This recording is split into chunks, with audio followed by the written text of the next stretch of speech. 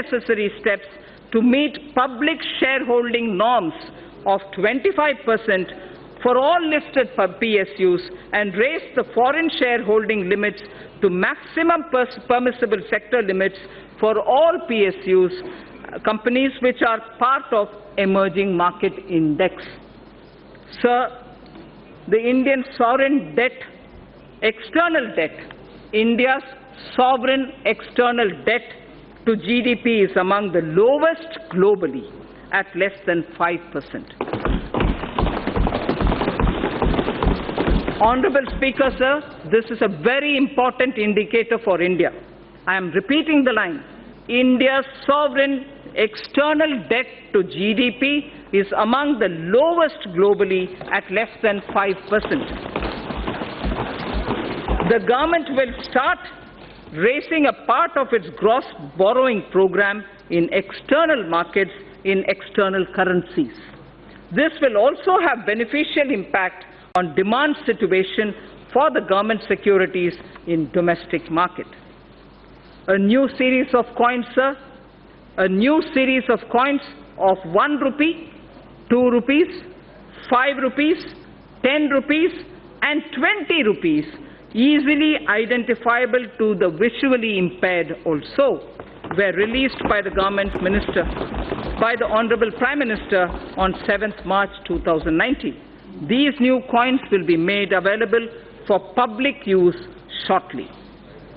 Sir, in the first 50 years after independence, we emphasized on rights.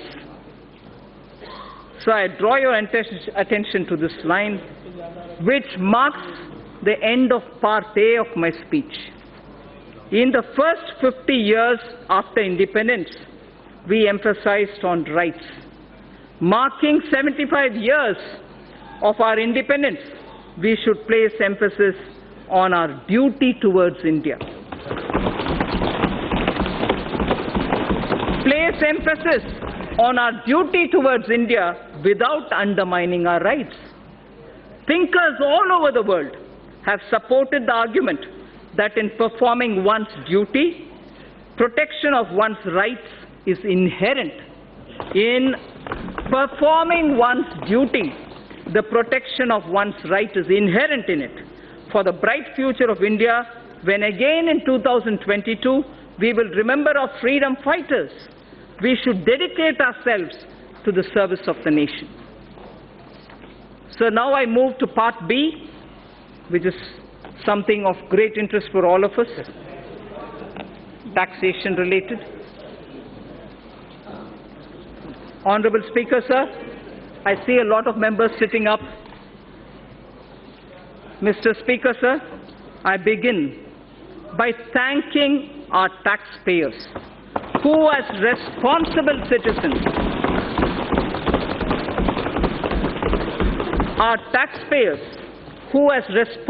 citizens, perform their duty by paying their taxes.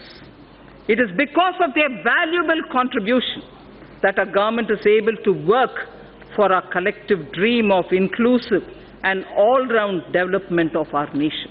I place my appreciation to the honest taxpayer of India. At this juncture, sir, I find wisdom in a line from Purananuru, which is a Sangam time Tamil literature piece. A Tamil Sangam era work, and this is done by Pisirandayar,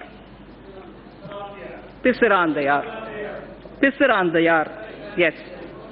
The verse, Yanai Pugunda Nilam, a land into which elephant gets in. Yanai Pugunda Nilam. This was sung as an advice to the king, a Pandyan king, Pandyan Aruvudai Nambi. The king is Pandyan Aruvudai Nambi, and Pisirandayar gives this advice to him. It's a long verse. I'm only picking up the first line, some line from the middle and the end. Kai nel aruthu kavalang koline, Kai nel aruthu kavalang koline, அறிவுடை வேந்தன் நெறியறிந்து கொளினே. அறிவுடை வேந்தன் நெறியறிந்து கொளினே. பரிவு தப எடுக்கும் பிண்டம் நச்சின். பரிவு தப எடுக்கும் பிண்டம் நச்சின். யானை புக்க புலம் போல். யானை புக்க புலம் போல தானும் உண்ணான் உலகமும் கெடுமே. Meaning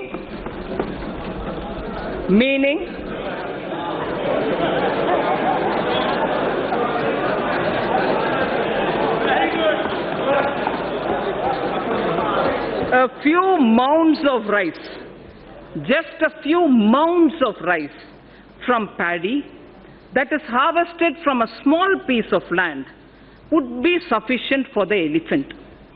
For an elephant, just a few mounds of rice cooked from paddy which is taken from a small piece of land will be sufficient. But what if the elephant itself enters into the field and starts eating?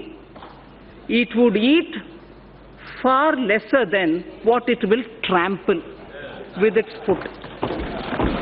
I hope the meaning is clear.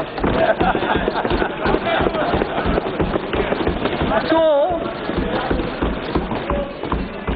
the advice given to Pandian Arivudai Nambi is a valuable advice that this government appreciates. An elephant, if it is given mounds of rice, here I would refer to taxation, will be quite happy. It doesn't have to enter into the field and trample to eat the food. So we don't intend to trample anybody.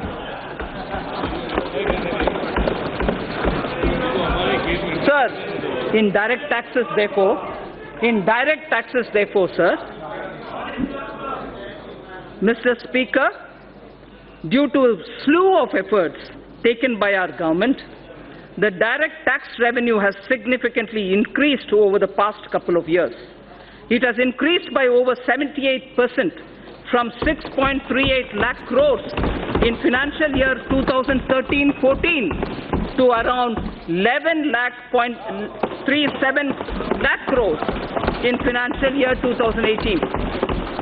From 6.38 lakh crores to 11.37 lakh crores between 13-14 and 18-19.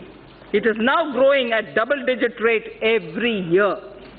Let me recall, sir, and reiterate this government's effort over the past 5 years to alleviate the tax burden on small and medium income earners.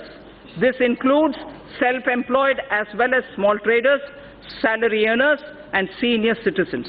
Only when their annual taxable income exceeds 5 lakhs, only when their annual taxable income exceeds 5 lakhs, they are required to pay any income tax. The details of our efforts and achievements on this front during the past few years are given in the annexure to the speech. I am not going into the details of it.